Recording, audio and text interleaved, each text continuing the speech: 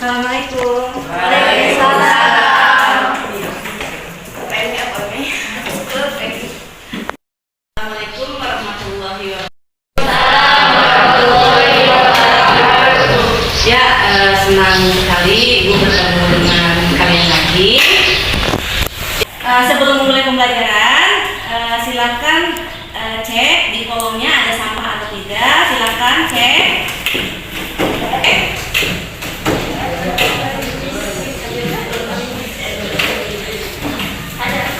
Ya, silakan yang ada sampah di kolomnya silakan dibuang keluar dulu ya.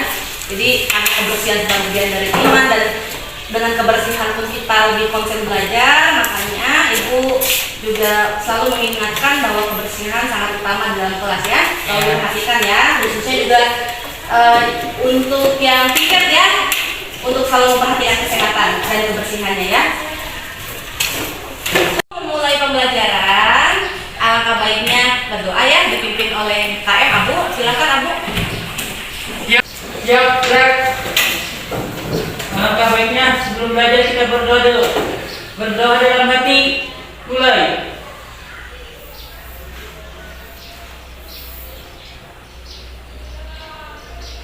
Berdoa selesai, beri salam.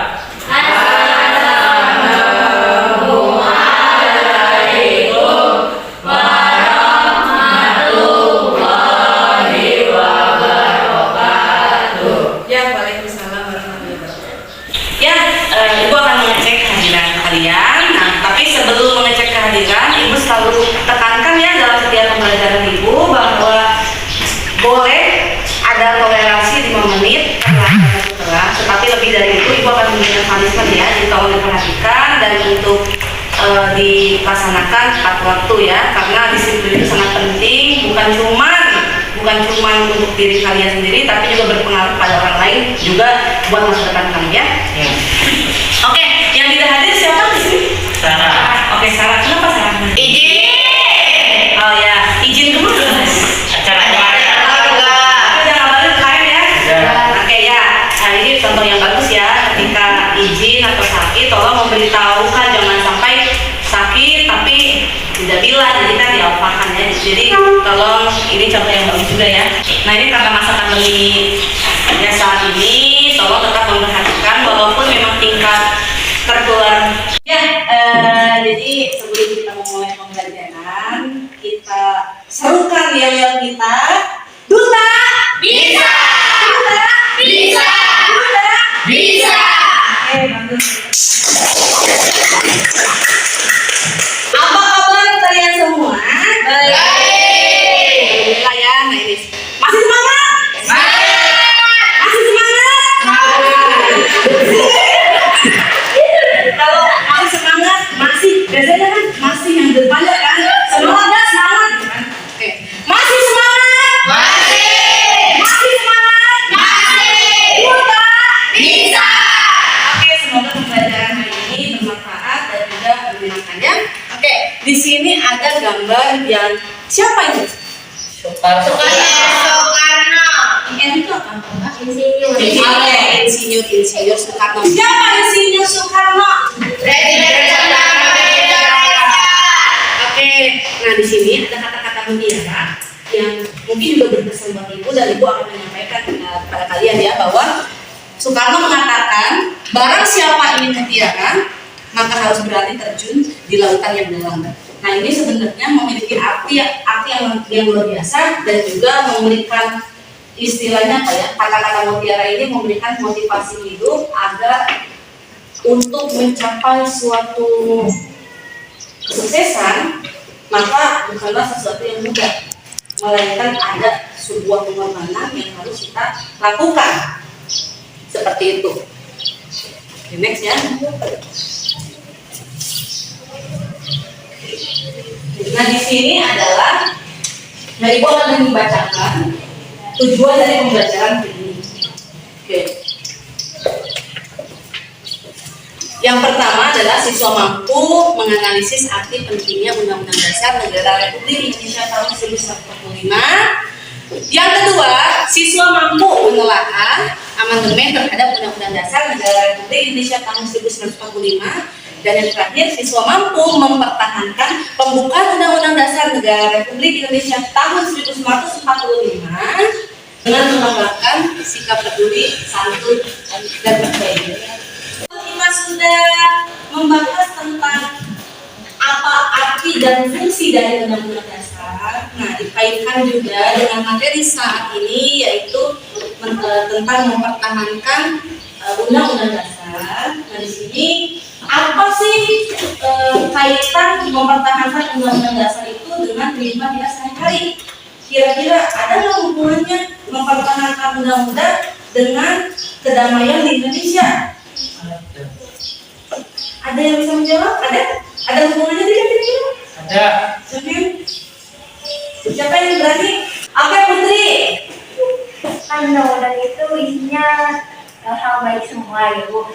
Kalau diterapkan dalam kehidupan sehari-hari atau masyarakat pasti akan lebih baik juga. Oke, bagus ya. Betul, tadi kata Putri bahwa apabila tidak dilaksanakan, nah ini semua aturan kan dibuat untuk kebaikan, betul? Betul. Betul atau betul? Betul. Ya, maka ketika pembukaan Undang-Undang Dasar dan juga Undang-Undang Dasar tidak dilaksanakan, maka akan timbul apa kira-kira? Akan timbul apa kira-kira kalau Undang-Undang Dasar tidak diterapkan? Akan timbul apa? Kekacauan. Oke, kekacauan. Terus apa lagi kira-kira? Ketertiban. Ketidakbaikan ya. Ya, terus Tidak terlibat. ketidaktertiban dan masih banyak yang lain. Oke, jadi di sini kita akan membahas tentang pelaksanaan Undang-Undang Dasar ya dalam kehidupan kita sehari-hari. Nah ini yang akan kita bahas ada tentang amandemen, yang kedua ada tentang melaksanakan Undang-Undang Dasar dalam kehidupan kita sehari-hari, dan juga yang ketiga adalah mempertahankan. Nah, ada yang mau nggak amandemen itu apa? Putri, Amandemen adalah perubahan atau penyempurnaan terhadap pasal-pasal dalam Undang-Undang Dasar. oke, bagus Putri. Ada yang tahu lagi amandemen itu apa sih? Apa Bu? Prosedur dalam perubahan UUD Negara Republik Indonesia tahun 1945 terdapat dalam pasal 37 UUD Negara Republik Indonesia tahun 1945. Oke, jadi kalian juga bisa baca ya. Amandemen itu adalah perubahan. Apa yang dirubah?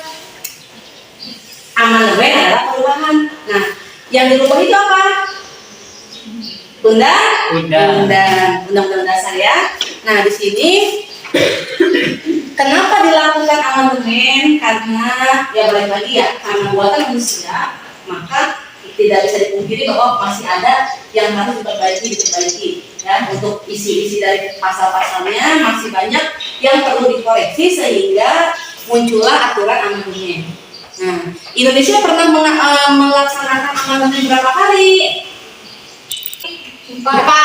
Oke, 4 kali, betul. Selanjutnya prosedur tadi yang sudah disebutkan juga oleh Abu bahwa prosedur amandemen itu memang dituliskan di dalam pasal 37 di dalam Undang-Undang Dasar Negara Republik Indonesia tahun 1945. Nah, untuk yang dapat dirubah dan juga tidak dapat dirubah, nah, yang bisa dirubah hanyalah pasal-pasalnya atau batang tubuh dari undang-undang. Pernah lihat buku undang-undang kan? Nah, Ada pembukaan, bisa ada pasal-pasal. iya. Nah, pembukaan itu kata pengantar dan juga pasal-pasal merupakan batang tubuh. Nah, batang tubuh itu bisa dirubah, tetapi amandemen sebagai pendahulu dalam undang-undang itu tidak bisa dirubah. Kenapa? Ada yang tahu nggak kira-kira? Kenapa undang-undang dasar tidak boleh dirubah? Kira-kira kenapa? Materi tadi sudah disampaikan. Sekarang kalian yang karena ibu sudah WA ya melalui grup kelas, kalian sudah dipilih menjadi 4 kelompok. Silakan kalian duduk sesuai dengan kelompoknya masing-masing.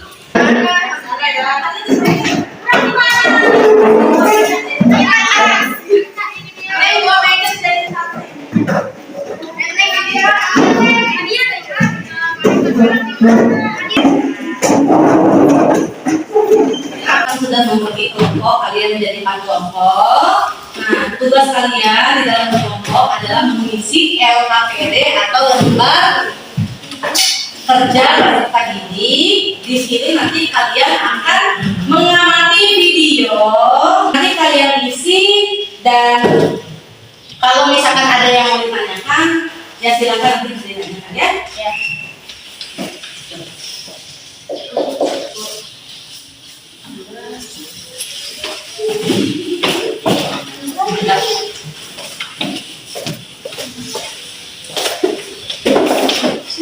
Siap, terbenam.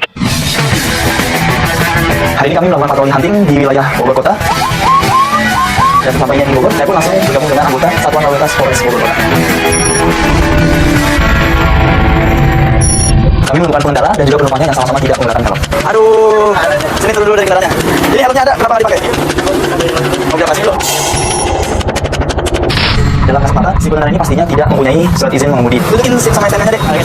SNK aja. SIM-nya mana? Belum punya kan? Kelas berapa masih sekolah? SNK. Hah? SNK? Ya? Kelas? Lalu, kelas 10. Di sini saya menemukan kejanggalan dari plat nomor si kendaraan tersebut yang mana tanggal masa berlakunya ini berbeda. Ini plat palsu ya? Plat palsu ya? Hah? Palsu ini kamu? Ada ini buat SIM dulu kendaraannya palsu ya? Jujur sama saya, ini plat yang asli dari kendaraan dari Polri atau bukan? Bukan. Bikin lagi ya? Kenapa? Mati ya. Jadi motornya saya kandangin. Ini saya tanya, masa berlakunya sudah habis. Pajak kendaraannya. Ini namanya penipuan, ya? Pemalsuan kamu tahu ini. Tahu nggak? Ini statusnya berapa? Nggak tahu. Seharusnya di sini 16, di sini 57. Sudah ada tuh, sini. Disuruh siapa ini diganti seperti ini? Bapak yang ajarin seperti itu. Coba bisa hubungi bapaknya. Ya jelas saya tidak percaya bahwa si STNK tersebut diubah plat nomornya karena disuruh oleh orang tuanya dan saya pun berusaha untuk menghubungi orang tuanya. Halo, selamat siang. Ya, Pak, ini saya dengan Mendagri Pak dari Korlantas. Ya, anaknya Andi aja. Bawa kendaraan, kami tahan Pak ini Pak. Tidak pakai helm, anaknya belum punya surat izin mengemudi. Sama Bapak yang, karena anaknya Bapak yang mengajar dan mendokter ya, pemalsuan plat nomor ya. Ya, lalu siapa Pak yang mengubah plat nomor ini Pak? Mungkin anak saya sendiri. Ada sendiri yang mengubah. Kendaraan tidak jelas. Ya, kami tahan Pak karena ini masa berlakunya sudah lama habis Pak plat nomor ini. Di sini saya bingung mendengar pernyataan dari orang tuanya karena orang tua ini berdata yang berbeda dengan apa yang dikatakan oleh anaknya. Ini namanya pemalsuan. Bukan lagi. Nah, di sini ngerti. Jangan mau diajarin sama orang tuanya. Harus seperti ya. Oke ya. Ini motornya saya tahan. Oke, saya kasih sip. Tidak akhirnya. Dan akhirnya saya melakukan penahanan terhadap kendaraan. Saya pun melanjutkan patroli dan melintas ke kebun raya Bogor. Dan kami menemukan pelajar yang tidak melarang saya. Aduh, adek, turun dulu sebentar dari itu. Itu temennya atau bukan? Temennya? Kemana sekarang temennya? Ke sekolah. Coba sini dulu. Mau ngapain tugas? Sini dulu. Suruh meja di kiri. Ya, ini helmnya nggak dipakai lagi, aduh. Tadi guru. Ya udah nggak tahu dia siapa. Ya, coba pasti surat-suratnya nggak ada. Coba dulu. Coba dulu. STNK doang paling ya. Lah, ini motor siapa? Motor adiknya. Coba mana surat-suratnya? SIM-nya nggak ada. Belum 17 tahun. Dan benar juga saya bahwa pelajar ini masih di bawah umur dan tidak memiliki surat izin mengemudi. Umurnya berapa tahun sekarang? Oh, 17 ya. Berarti udah layak bawa kendaraan apa belum? Sebenarnya memang belum, tapi nggak ada nganter kalau sekolah. nggak ada yang nganter kalau sekolah. Iya, baru sekarang jadi aku kerja kan lagi di Bandung, kayak lagi ke Bandung. Saya mau bawa pas nih. Iya, saya juga nggak bohong ini. Ini saya benar ya. Jangan minta maaf sama saya. Jadi lupa. Ini mau gimana lagi saya sekarang? Juga saya berani. Iya, makanya. Lo bisa bawa motor atau nggak? Bisa tapi baru sekarang doang. Maksudnya? Ya kan kalau saya pergi, terus saya suruh motor aja gitu. Terus nggak tahu tadinya disuruh beli bahan dia. Di sini saya ingin mengetahui apa alasan orang tuanya membiarkan anak yang masih di bawah umur untuk berkendara di jalan raya. Biasanya diantarin orang tuanya. Iya, Baru sekarang. Coba telepon orang tuanya. Saya mau ngomong. Nah, berarti ini tanpa sepengetahuan orang tua dong bawa kendaraan. Ibu bukan dimarahin kan, tapi ngapain di sini? Gimana? Aku dimarahin kan, tapi ngapain di sini kan? Sekolah. Nggak usah, gini. Ini kan adiknya bawa kendaraan. Nah, adiknya belum punya SIM, ya. Saya di sini, adik berkendara di sini, tidak pakai helm, SIM-nya nggak ada. Om siapa? Pokoknya nggak polisi siapapun. Iya, saya nggak nikahin kakaknya ini loh. Daripada dibilang apa kayak budak dia. Oh iya, berarti saya masih muda ya? Ya, ini tetap saya lakukan tindakan. Ini saya tilang, saya tahan STNK-nya. Nanti ambil bisa di Polres, setelah bayar gerbang kita pakai tilang. Kalau nggak ambil tindakan. Jangan. Apa? Jangan. Kenapa bisa jangan? Jangan gini dah. Jangan ada berani dia dilakuin apa aja. Berani dilakuin apa aja gimana maksudnya? Berani dia dihukum apa aja. Anak ini malah nangis. Di sini saya menaruh kecurigaan bahwa apakah anak ini benar-benar diizinkan oleh orang tuanya untuk berkendara atau malah secara tersebut berkendara tanpa sepengetahuan orang tuanya. Itu sebenarnya kita tuh nggak disuruh buat sini, kita ke sekolah. Cuman kita tuh karena Jangan nangis. itu dia ada terus dia masih dapat dari bahan gitu ke sini. Terus di depan kita juga gitu. Ya udah, Ya, makanya. dulu sekali. Nanti kalau misalnya bapak ketemu atau bapak jalan, bapak dia bilang Tadi mau dibilangin petugas malah dia. bukan, kira disuruh minggir ke sono. Terus ketemu kan? Udah minggir ke sono, terus kita udah minggir. Kan awalnya bapak dia dari sini. Terus minggir, ya udah minggir ke sono. Terus sama lagi minggir, ya udah minggir, jangan minggir. Iya, itu berdua berempat kan teman-teman tadi berangkatnya. Ini cuma ini STNK-nya aja sebagai barang bukti. Jangan itu itu. Nanti ambil di depan. Masalahnya dia orang tuanya di Bandung halangan, nanti nanti gimana? Nih bener aja jujur kalau mau kerja kayak ini tuh kita usaha itu, sedangkan orang kayak dia di Bandung, nggak usah main nanti. Jadi lama gitu. Iya, kan nanti ada tanggal yang ditentukan. Pelajar ini pun berusaha untuk menghubungi keluarganya dengan menggunakan ponsel temannya tersebut. Ini nggak ada. Halo, selamat sore Pak. Ya Pak, ini saudaranya, ini anaknya kebetulan ya, bawa kendaraan tapi tidak pakai helm, penumpangnya tidak memiliki surat izin mengemudi. Jadi saya tindak, saya tilang, itu STNK-nya, sementara menjadi barang bukti ya Pak ya, sementara untuk jaminan saya. Nah, terima kasih Bapak. Ya betul. Nanti saya. Ya, terima kasih banyak Bapak. Ya, saya sangat mengapresiasi kepada keluarga dari pelajar ini karena sangat kooperatif pada saat saya akan menindak si pelajar tersebut. Adik ini kan belum punya SIM, denda maksimalnya pasal 281 ya. Itu denda maksimal 1 juta rupiah. 1 juta rupiah. Mahal banget pokoknya. Ini dulu. Aduh ibu. Tidak aku bikin, baca sendiri apa? Baca. Baca dulu. Kita nggak mau baca yang udah. Ini dulu. Baca dulu. Kalau melihat di dalam perbuatan pidana tidak memiliki surat izin mengenai di pasal 281 berapa benar? Jangan habis kita dong. Dulu pasti awal. Ini bukan pasal loh. Masalahnya kasih dong. Om demi Allah ini kan katanya bapak dia. Iya. Salah berdua. Iya ya. Nanti omnya atau saudaranya suruh ambil ini ya. Dengan memberikan penjelasan terhadap si pelajar ini, dan akhirnya mereka pun mengerti. Akhirnya saya pun memberikan penilangan berupa e-tilang. Ya, jadi ibu akan memberikan nilai observasi sikap dan juga nanti keterampilan di kelompok, makanya tolong diperhatikan ya. Ya sudah ya.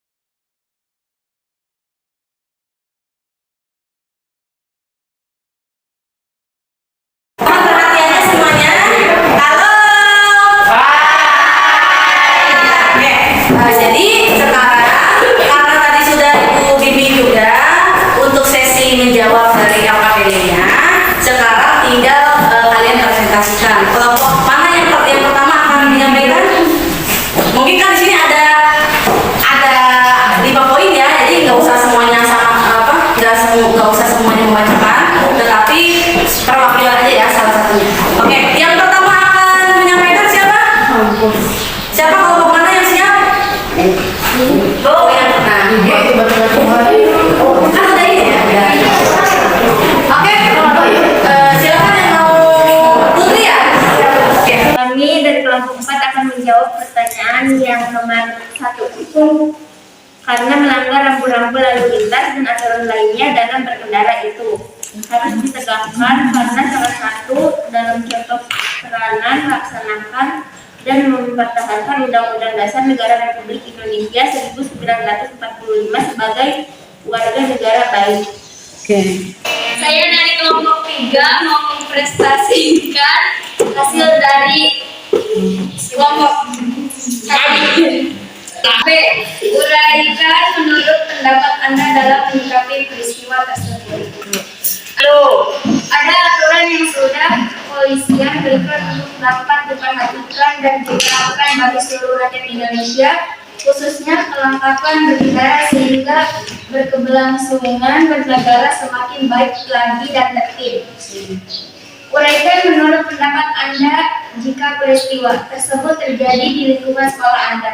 Guru memberikan edukasi tentang berkendara yang baik dan memberikan pengertian apabila di bawah umur dan tidak memiliki SIM sehingga jangan membawa motor ke sekolah. Sekian, terima kasih. Oke, beri tepuk tangan. Assalamualaikum warahmatullahi wabarakatuh. Saya perwakilan dari kelompok 2 akan mempresentasikan hasil dari kelompok kami. Yang pertanyaannya adalah, uraikan menurut pendapat Anda solusi pemecahan peristiwa tersebut. Jawabannya adalah lebih baik membawa sepeda atau meminta di antar orang tua yang sudah memiliki SIM sehingga akan membuat ketertiban di lingkungan kita sendiri. Oke, terima kasih untuk Sekian dari saya. Saya perwakilan dari kelompok 1 akan membacakan hasil diskusi kami tentang soal uraian menurut pendapat Anda usaha mencegah agar peristiwa tersebut tidak terulang kembali lagi dan agar tidak terjadi di sekolah Anda. Jawabannya, tim kesiswaan mengontrol siswa-siswi untuk tidak membawa kendaraan sendiri mengingat usia yang masih di bawah umur. Guru selalu menyelipkan pemahaman bahwa sebagai warga negara yang baik kita wajib melaksanakan apa yang menjadi kewajiban kita sebagai warga negara. Siswa menerapkan sikap-sikap menjadi warga negara yang baik seperti taat dan patuh terhadap aturan yang ada di Indonesia. Sekian dari saya, terima kasih. Setelah kegiatan presentasi ini, ada yang ingin mengungkapkan perasaannya saat belajar? Oke, Nabila silakan. Setelah saya mempelajari materi ini, saya menjadi lebih paham tentang lalu lintas. Ada yang mau lagi memberikan perasaannya setelah pembelajaran, apa yang dirasakan? Setelah mempelajari pelajaran ini, saya lebih mengenal dalam harus selalu menaati tata tertib di lalu lintas. Oke, terus? Harus memiliki SIM. Oke, bagus ya, beri tepuk tangan.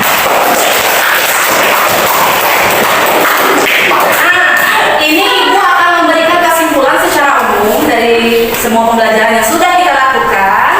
Yang pertama,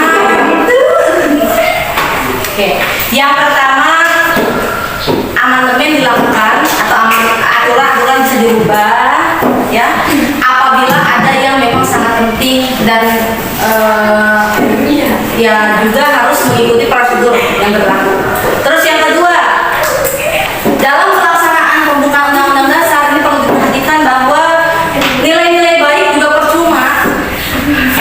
Undang-Undang Dasar juga percuma ada kalau tidak diterapkan karena justru untuk menciptakan Indonesia yang lebih baik lagi yang diharapkan adalah warga negara yang menaati dan patuh terhadap Undang-Undang Dasar. Sehingga yang perlu digarisbawahi bahwa kita sebagai warga negara wajib untuk menjalankan aturan tertib. Nah, aturan atau tata tertib yang dibuat oleh Indonesia yaitu ada di dalam Undang-Undang Dasar. Oke, ya, jadi sudah ya kegiatan alhamdulillah.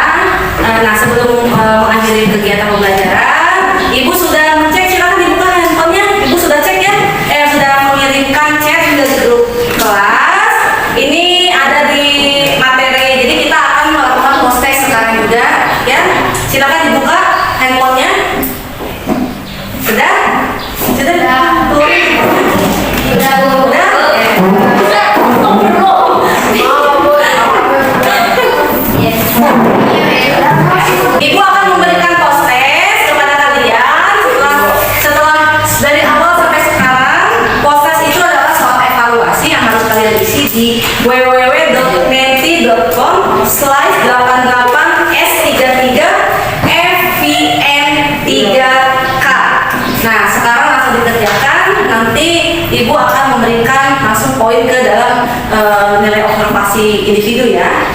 Oke. Sudah ya pembelajarannya, dan silakan akses link post test yang Ibu berikan di grup WhatsApp kelas. Sudah bisa dilihat? Sudah bisa dilihat? Udah Bu, udah bisa Bu, udah bisa Bu. Silahkan diisi dulu. Sudah Bu. Oke, sudah, bagus. Nah, ini hasil dari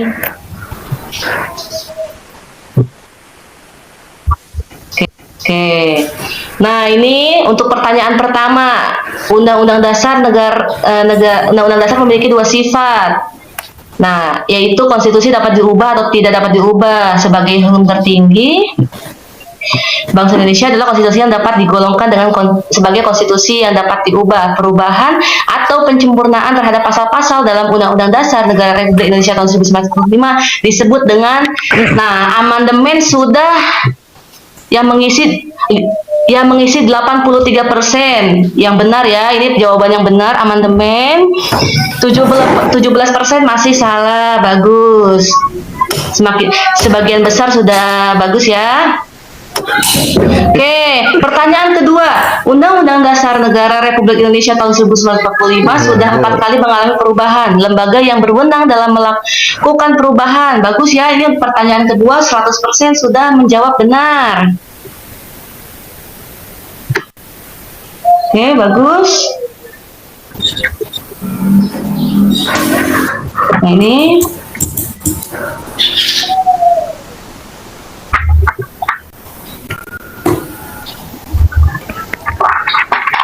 oke.